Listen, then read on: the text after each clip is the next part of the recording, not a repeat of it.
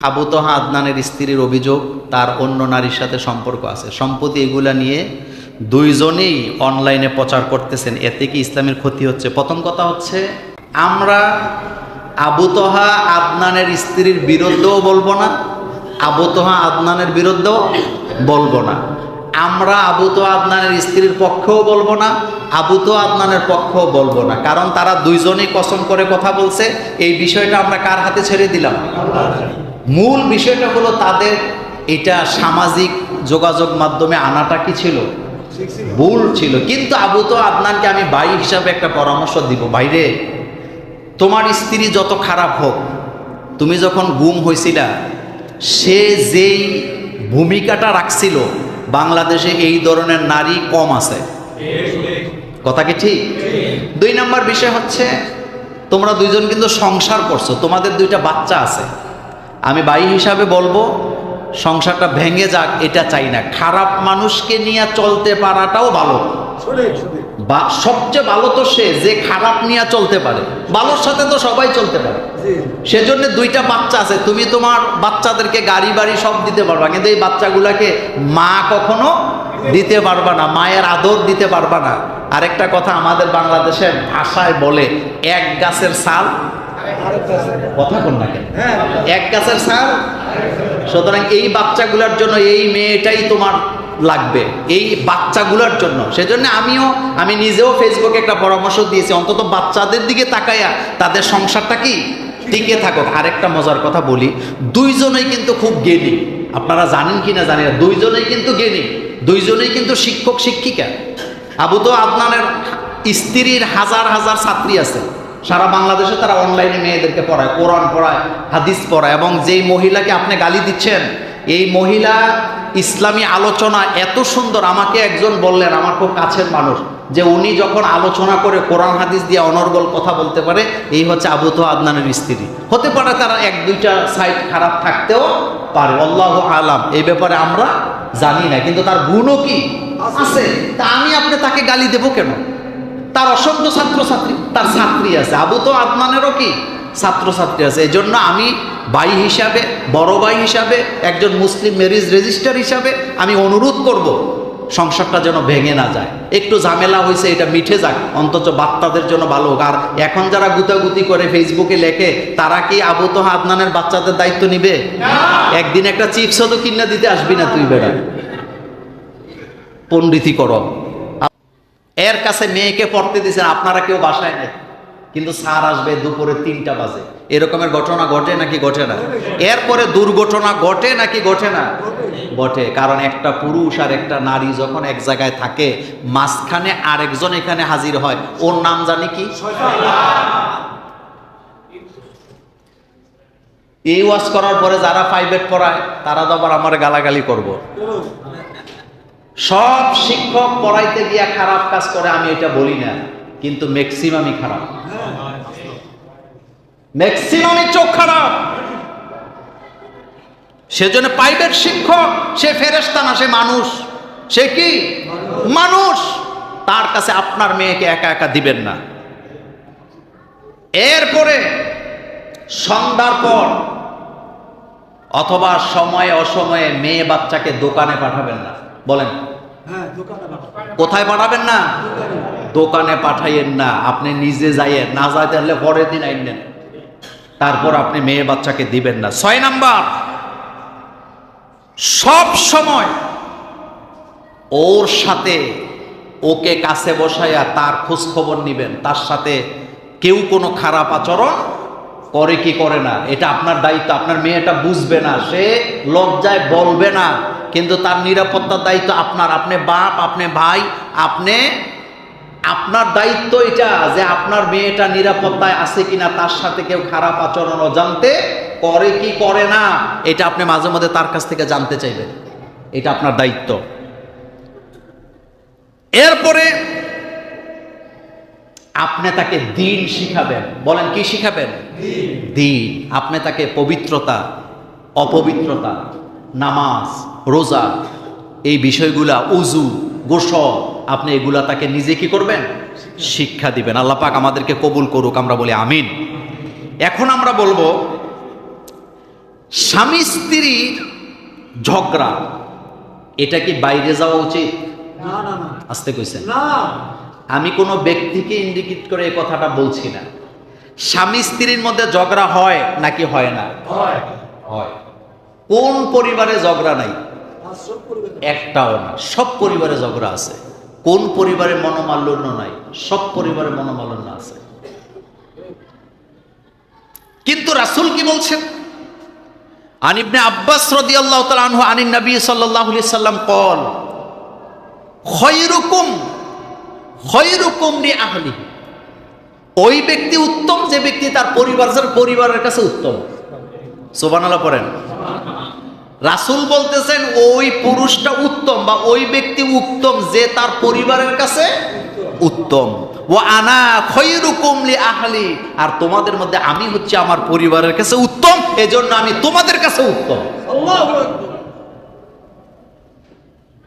তার মানে যেই পুরুষ ঘরে ভালো সেই পুরুষ সমাজেও কি ভালো। সুবহানাল্লাহ বলবেন না? আমার রাসূল ঘরেও ভালো, আমার রাসূল বাইরেও কি ভালো। আমি যেই কথাটা আপনাদেরকে বলবো আজকে, যারা শুনছেন আমার কথাগুলা, স্বামী স্ত্রীর মধ্যে ঝগড়া হয়। আম্মাজান আয়েশা সিদ্দিকা রাদিয়াল্লাহু তাআলা আনহা, তিনি রাসূল সাল্লাল্লাহু আলাইহি ওয়াসাল্লামের সাথে মান অভিমান করতেন।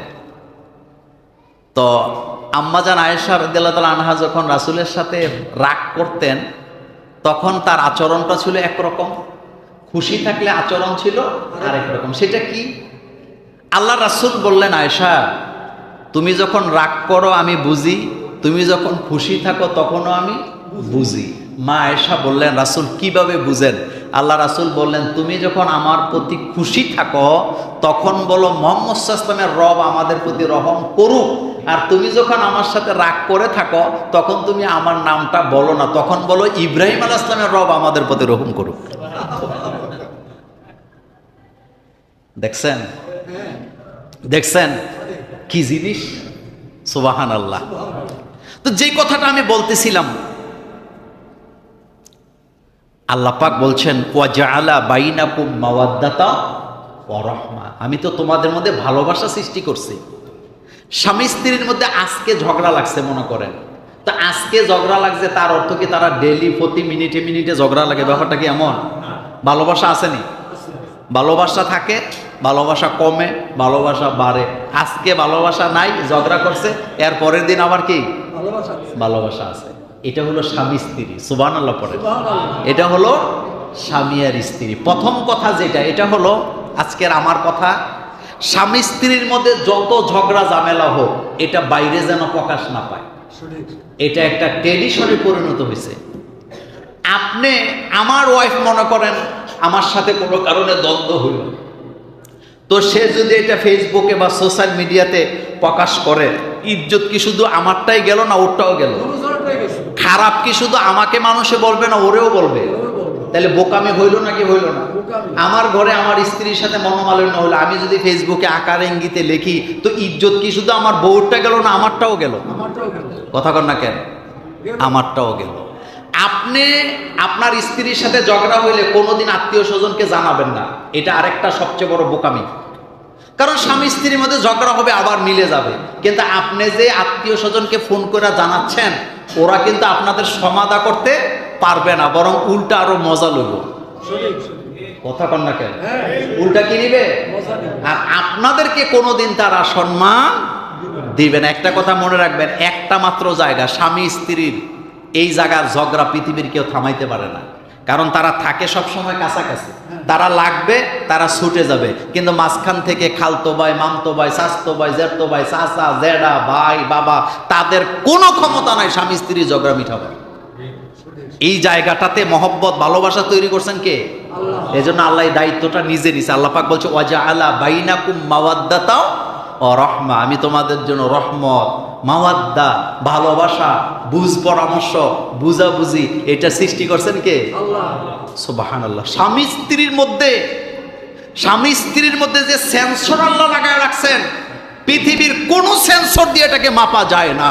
সঠিক, স্বামীর চোখের ইশারা স্ত্রী বুঝে, স্ত্রীর চোখের ইশারা স্বামী বুঝে। সঠিক। সুবহানাল্লাহ আসে না? আর এটা তৈরি করছেন কে? এটা নিয়ে আলাদা আরেকদিন একটা জুমা টোটাল একটা আলোচনা ইনশাল্লাহ হবে। সেজন্যে স্বামী স্ত্রীর ঝগড়া নিয়ে আমাদের কোনো কথা নাই, আমরা যেন এইগুলো নিয়ে বাড়াবাড়ি না করি। স্বামী স্ত্রীর ঝগড়া সোশ্যাল মিডিয়াতে আসছে, আমি স্বামীরও পক্ষে থাকবো না, স্ত্রীরও পক্ষে থাকবো না, আমরা চাইবো সংসারটা যেন টিকে থাকে।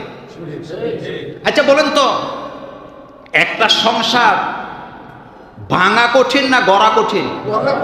গড়া কঠিন। এই যে বাংলাদেশে বা বিভিন্ন জায়গায় যে তালাক হয়, তালাক হওয়া তো সহজ, কিন্তু তালাকের পরে সবচেয়ে বেশি সাফারার হয় বাচ্চাগুলা। কথা কন না কেন? কারা? আপনারা যারা স্বামী আছেন, আপনাদেরকে একটা প্রশ্ন করি, আপনি কোন, আপনার স্ত্রী অনেক খারাপ, মনে করেন সে খারাপ, আপনার 2-3টা বাচ্চা আছে, আপনি আপনার স্ত্রীকে তালাক দিলে আপনি সুন্দরী বউ পাবেন, এই পাবেন সেই পাবেন, যত কিছুই ভাবেন, আপনি তাদেরকে এসি রুম দিতে পারবেন, গাড়ি দিতে পারবেন, বাড়ি দিতে পারবেন, কিন্তু আপনি কি এই বাচ্চাগুলাকে কোনোদিন মা দিতে পারবেন? এত আসতে না, মা দিতে পারবেন? কোনোদিন মা দিতে পারবেন না। আমি একজন বাংলাদেশের মুসলিম ম্যারেজ রেজিস্ট্রার হিসাবে আমি চাই না কখনো তালাক হোক। আমার কাছে যখন তালাকের কোনো মামলা আসে, আল্লাহি আমি পাত্তা দেই না, আমি চেষ্টা করি সর্বাত্মক বুঝাইয়া বাজাইয়া পাঠায় দিতে। কারণ আজকে রাগারাগি করে তালাক দিতে আসছে, হতে পারে কালকে আবার মিলেও যেতে পারে। একটা সংসার কখনো ভাঙার চেষ্টা করবেন না। আরেকটা হলো স্বামী স্ত্রীর ঝগড়া নিয়ে আপনারা মজা নিয়েন না, এটা আপনাদের কাজ না। ঝগড়া লাগছে বুঝে নাই, আবার তারা মিলেও কি যাবে। কিন্তু আমি আপনি মাঝখান থেকে গুনাহ কেন কামাই করব?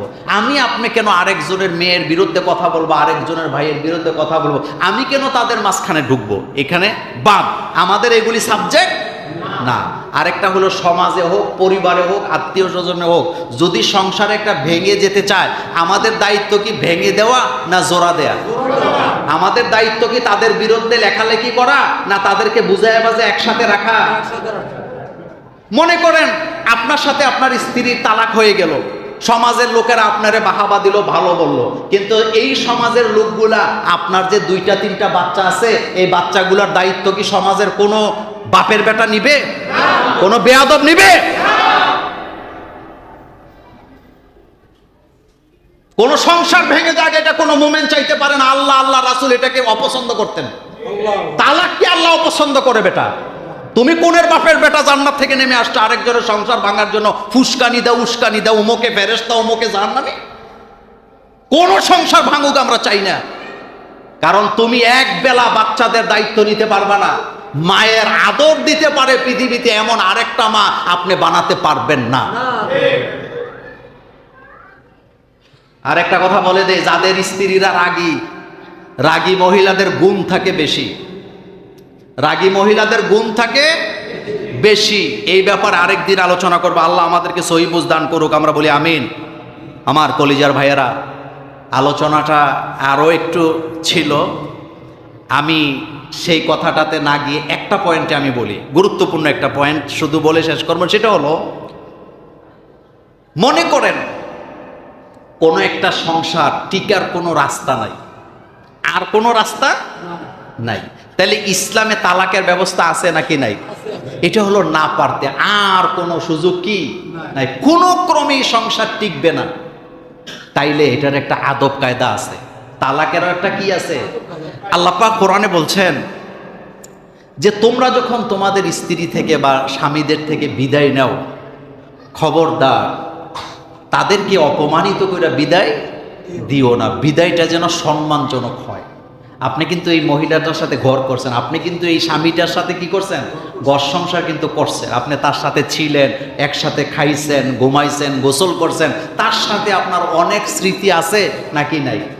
কিন্তু কোনো কারণে যদি সংসারটা ভেঙেই দেওয়া লাগে, তাহলে ইমাম ইবনে তাইমিয়া রাহিমাহুল্লাহ তিনি বলেছেন যে 3টা পদ্ধতিতে বিদায় নিতে হবে। কয়টা পদ্ধতি? তিনি 1 নম্বরে বলেছেন সুন্দর বিদায় হলো ক্ষতি না করে বিদায় নেয়া। সুবহানাল্লাহ। ইমাম ইবনে তাইমিয়া রাহিমাহুল্লাহ কি বললেন? সুন্দর বিদায় হলো ক্ষতি না করে বিদায় নেওয়া। বলেন, সুন্দর বিদায় হলো ক্ষতি না করে বিদায় নেয়া। 2 নম্বরে তিনি বলেছেন সুন্দর ক্ষমা হলো বকা না দিয়ে ক্ষমা করা। সুবহানাল্লাহ। আসেন, সুন্দর ক্ষমা হলো বকা না দিয়ে ক্ষমা করা। আর 3 নম্বরে তিনি বলেছেন সুন্দর ধৈর্য হলো অভিযোগ না করে ধৈর্য ধারণ করা। কয়টা জিনিস শিখলাম? 1 নাম্বার সুন্দর বিদায় হলো ক্ষতি না করে বিদায় নেওয়া। 2 নম্বরে শিখলাম সুন্দর ক্ষমা হলো গালি না দিয়ে গালাগালি না কইরা কি করা? ক্ষমা করা। 3 নাম্বার ধৈর্য, সুন্দর ধৈর্য হলো অভিযোগ না করে ধৈর্য ধারণ করা। আগামী জুমাতে বাকি পয়েন্টগুলো, আরো গুরুত্বপূর্ণ কিছু পয়েন্ট পারিবারিক জীবনে আছে, এই কথাগুলো আগামী জুমাতে আলোচনা করব ইনশাআল্লাহ। আমাদেরকে আল্লাহ কবুল করুক, আমরা বলি আমিন। আমার কলিজার ভাই